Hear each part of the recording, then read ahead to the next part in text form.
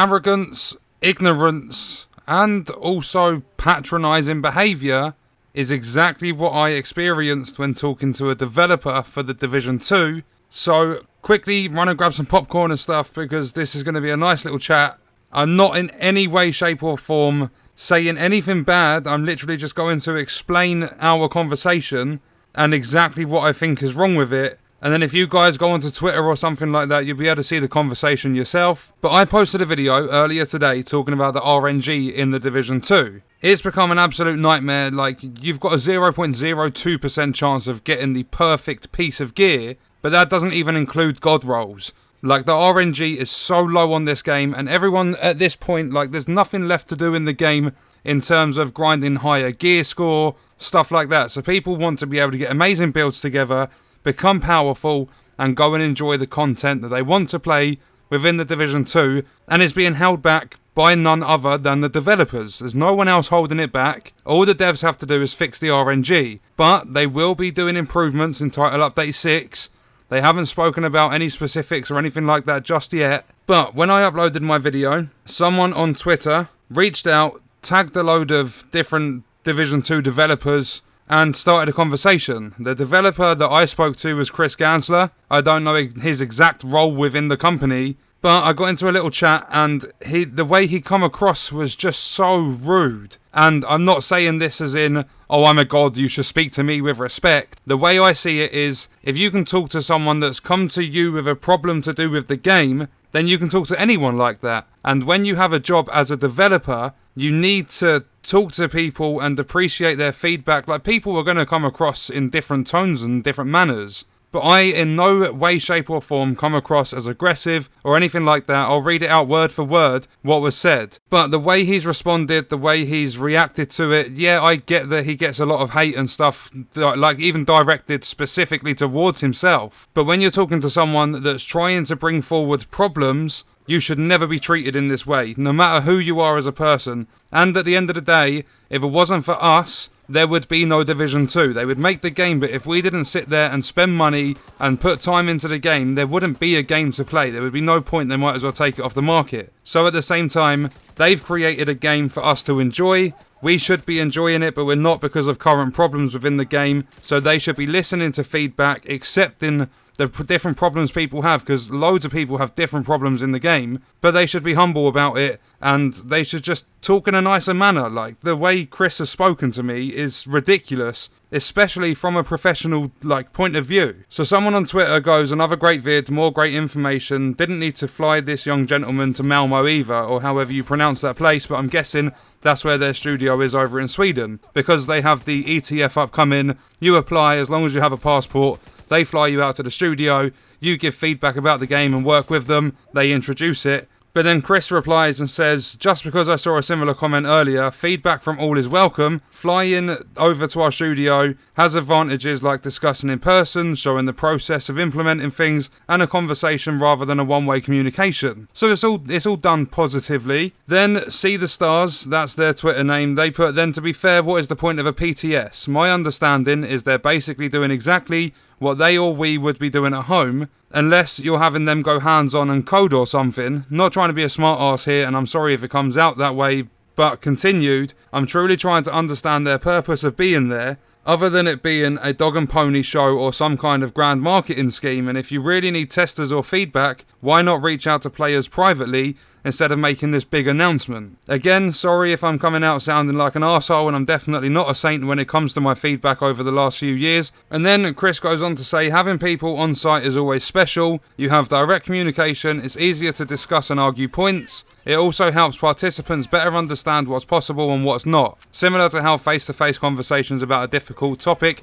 is easier than text. So I then replied, I got myself involved in the conversation because I was tagged as well as Chris and a few other developers, because it was all related to the video I made about the RNG. I put, I would have a lot to talk about without the need to travel, so as well as the ETF, isn't there anything you guys could do with the community, like private Discord talks, and things like that, because I'm willing to help but have no passport, so can't apply for the ETF. I've actually had a lot of you in the comments asking if I can go over, or like if I could get a passport or something, apply for the ETF so that I can help for the console community. I wouldn't just be doing it for the console community, obviously that's a big part of it, I'm a console player myself, but I would be doing it for the game in general and how it's being developed. Chris then goes on to say, the reason we do ETF is that we can't have discussions with everybody on the planet, the resources are not there. Therefore, we're selecting a manageable amount from applicants that's easier to handle. So for an example, 15 ETF members and 15 developers at a table, rather than 150,000 Discord users. So I then put, I understand the number differences, but maybe an application thing like the ETF would work for private Discord talks, so it would be manageable. A lot of the community have valid opinions but no passport or the ability to travel.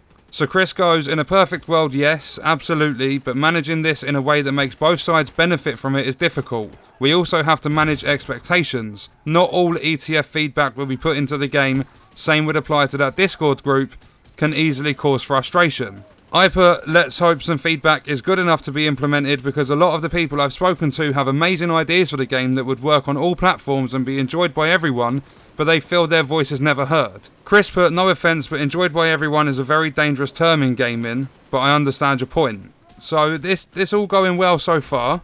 And then See the Stars replies and puts, I appreciate the response, I wish you guys would keep the same philosophy when designing and working on the game too, instead of having 4, 5, 6 different studios working on different parts. Chris then goes, the studios all work together, constantly syncing on what's happening. I think there are ups and downs to it, but having that many resources available is definitely a huge help. Then more conversation like later on.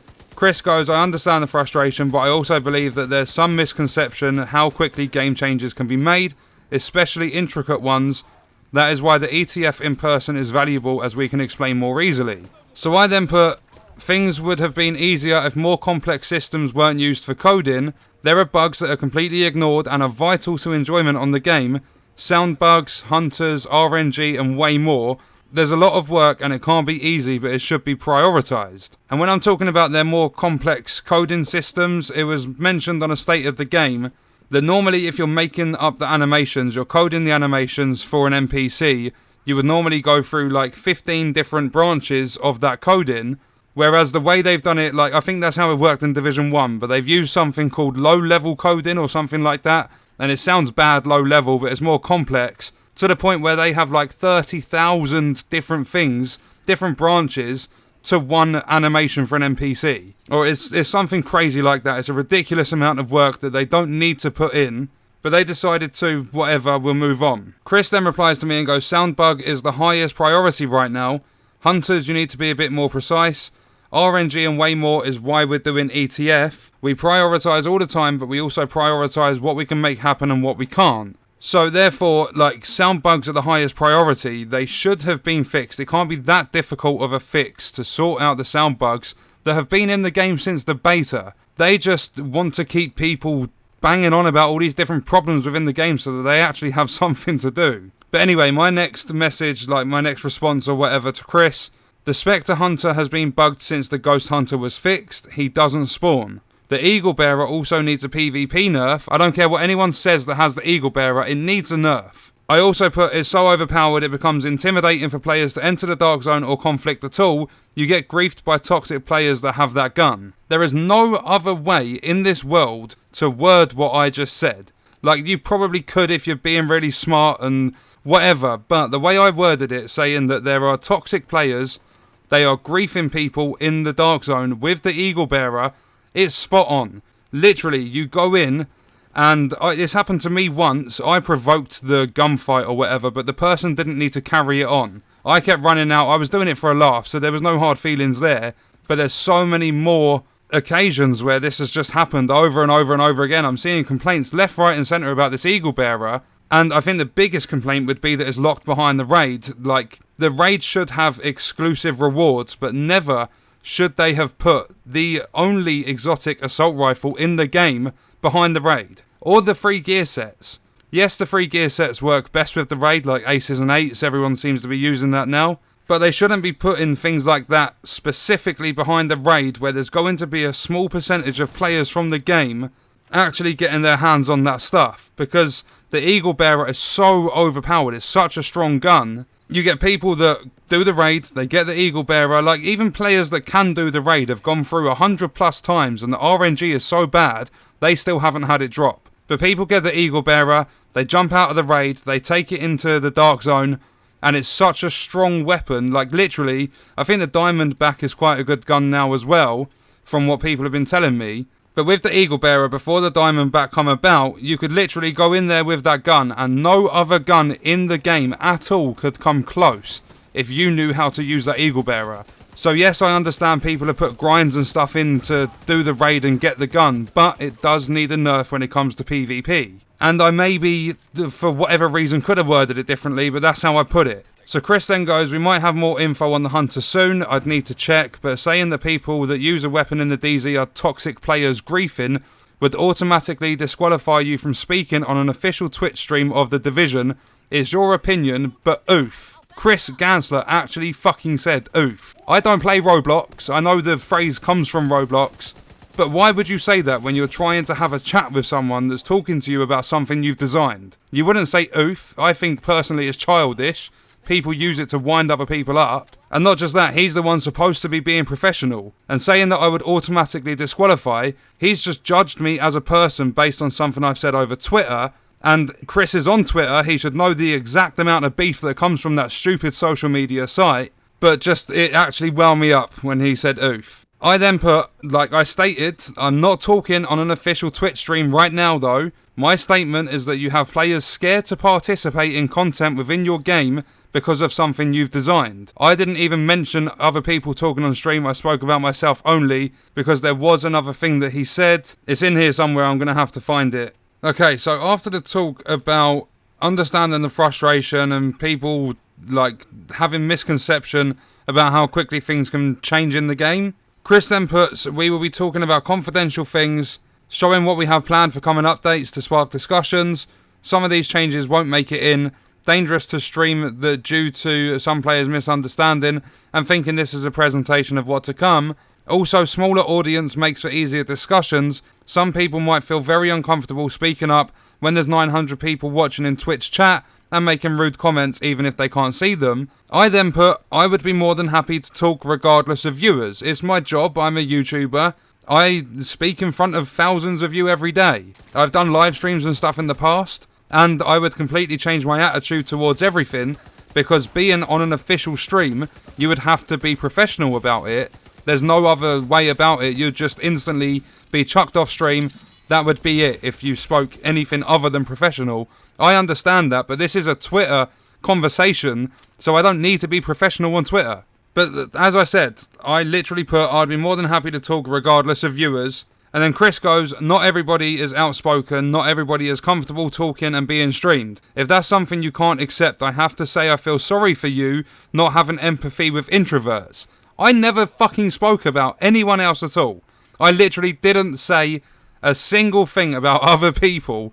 I literally just said, wouldn't it be a good idea if you could start private Discord servers, nothing to do with Twitch streams, so that players that can't afford to travel, because if they pay for it or whatever, people that don't have the ability to travel, people that don't have a passport and things like that, it would be good if they could do private Discord chats so that they could talk to the community like they're supposed to and sort out problems within their game, talk about upcoming features and things like that so that their game can make progress. Then Chris is saying he feels sorry for me, that I can't accept other people and having empathy with introverts. I didn't talk about anyone.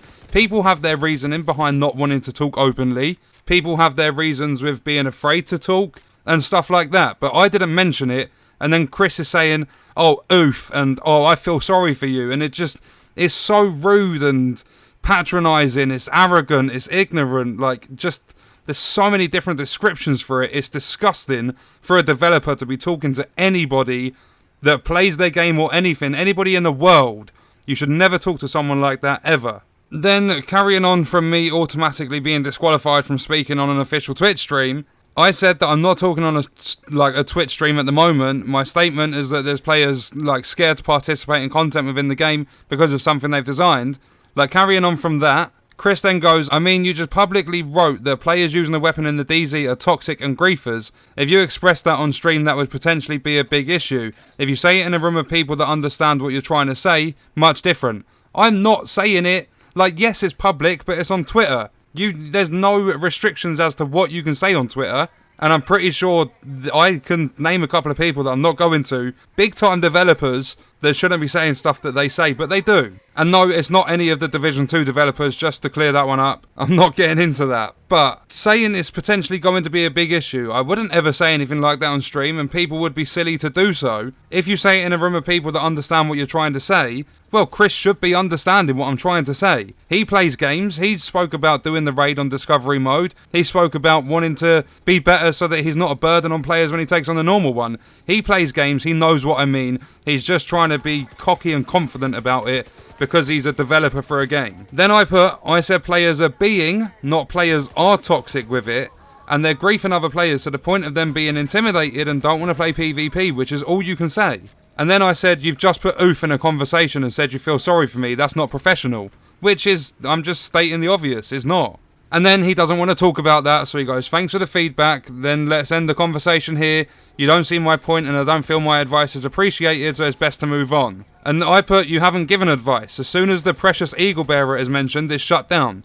You was rude in your messages. A stream is completely different to a conversation on Twitter, and you've proved that. You're supposed to help people that play your game, not patronise them and come across as arrogant when they're providing feedback, because that's all I did. And he just put, understood, have a great day. And then carrying on like other people talking about it and stuff, like someone's put up one of the sound bugs where it's literally just a constant buzzing whilst they're loading in. Someone spoke about something, why do you guys have a threatening tone? Frederick is the same. Having an opinion about what needs fixing is something that you apparently really need. If you shut down the people who care enough to tell you at the moment, soon you'll be left with nothing. That's someone else's words, not mine. Chris then goes, because I don't support players saying that using a weapon is toxic, it waters down toxic. Treat others with respect, and I don't call out these statements. It's how you present what needs fixing. You can't just say whatever and however you want and expect people to listen to you. So contradictive as well.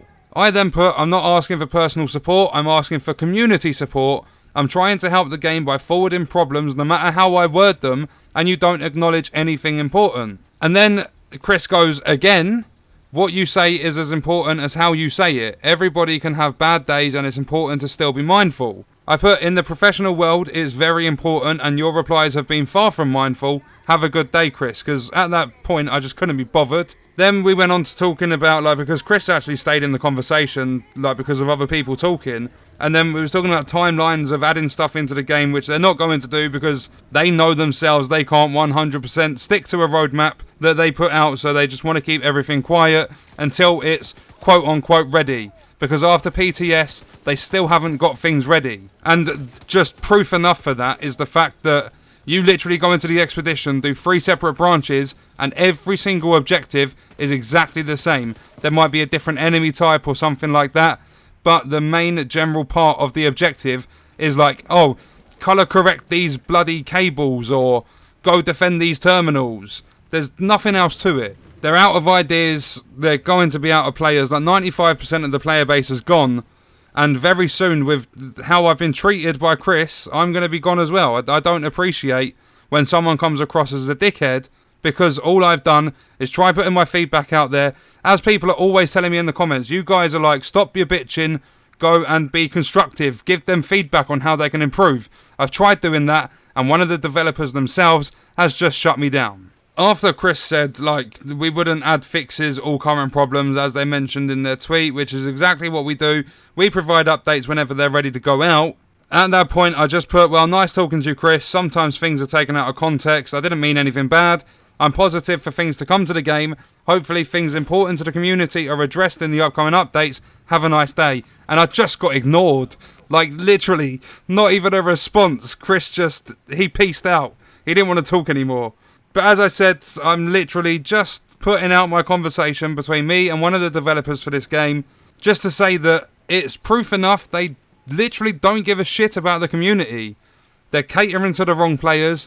They're not even, like, the expedition is part of an actual DLC, like part of Season 1, which people paid money for to play early. I'm not going back into that conversation of us being mugged off with it, because it's quite clear by now that is the exact case. But what I'm saying is, this is a major DLC. Season 1, the first part of the Season Pass, and it's just repetitive objectives. There's no difference to it. The only good thing about the whole of the expedition were the backpack trophies, the first branch because we didn't know how repetitive it was going to be, and the diamondback rifle, even though there were letdowns with that as well, because I don't believe you do all of that, take down 155,000 different fucking named bosses, then you go to the chapel that's an entire building being designed, just go underground, open up a loot room, which is the same design as a control point, and take your diamond back out of a chest. Then go back to the base of operations, you buy the blueprint off Anaya, whatever her name is, the crafting vendor, then you move on. That's literally all there is to it. And, like, with this video, yes, I'm frustrated. Chris shouldn't have spoken to me like that. Not just because I'm a YouTuber and I'm God and all the rest of the shit. Literally because I'm a part of the community that have paid money to play this game. I see something wrong with it. In a calm, nice manner, I put my feelings across. And then just because I use the words griefing and toxic, he doesn't like it, blah, blah, blah. So he starts being arrogant, like all the rest of what I've said. He just comes across as just being rude. And as I say, anybody in this world should never be spoken to like that when they are trying to give you feedback, which is something you demand from your community. They are constantly, during State of the Game every week, they are begging that players join their Discord server, they go to their forums, they use all the social media available to give them feedback. And then when they give feedback, or when we give feedback, they don't appreciate it, they don't listen, they just twist things, and they make up their own stories as they go along. So people, in the end, will stop giving feedback, and so many people have said it in the comments now, and I'm pretty sure I'm going to be following. As soon as Borderlands 3 drops next month, Breakpoint comes out, the new Modern Warfare Call of Duty comes out, Division 2 is dead in the water. They haven't done enough. They've taken far too long with things that they should have done, like sound bugs from the beta. The game's 5 months old now. Get that stuff fixed. It can't be that difficult. You put the bugs in there, take them back out. And if you can't do it because the coding is so complex, use simpler systems. It has the same effect. There was nothing wrong with the animations in Div 1. Literally, what I think of the Division 2, like, I'm loving the challenges and stuff, but my thoughts on the game in general at the moment are they should have just copy-pasted Division 1 like everyone thought they did in the first place, and now everyone is hoping, like, kind of wishing they did. They should have just copy-pasted and just improved upon the foundation that they had built. It took them 2 years to fix Division 1. It's probably going to take 3 or 4 years to fix Division 2. If they even bother fixing it, they might just leave it to sale as it is and just create Division 3. We'll find out in the future. That's me done. I'm probably not going to be back with a negative video. I can't be bothered talking about all the problems in this game. I could fill your subscription feeds with negative videos. There is so much stuff wrong with Division 2. But as I've stated, and I stand by this, I enjoy the game. I just don't like how the developers are working on it. I'm still positive slightly that there is going to be improvements. I'm hoping the guys that head over and do the ETF thing can actually basically kick the developers into gear and get them working on things that the community will enjoy. But I've been recording for 32.5 minutes just sitting here talking to myself. So I'm going to leave the video there, cut it down. I don't know how long it's going to be at the end. I apologise for the length of it, but I feel I needed to get this out there and let you guys know what's been going on. I spoke to a developer. He didn't really listen to me at all, just shut me down whenever I spoke about something he didn't want to talk about. So I'm going to say, let me know your thoughts and stuff in the comments. Would you have seen me coming across as rude or anything like that? How would you have responded if you was in Chris's boots? Just let me know your thoughts. I hope you guys enjoyed the video. I hope it wasn't too bitchy and whingy and all the rest of it. I'll see you very soon, probably with a challenge or again the diamond back video that I was supposed to do earlier today. Thank you for watching.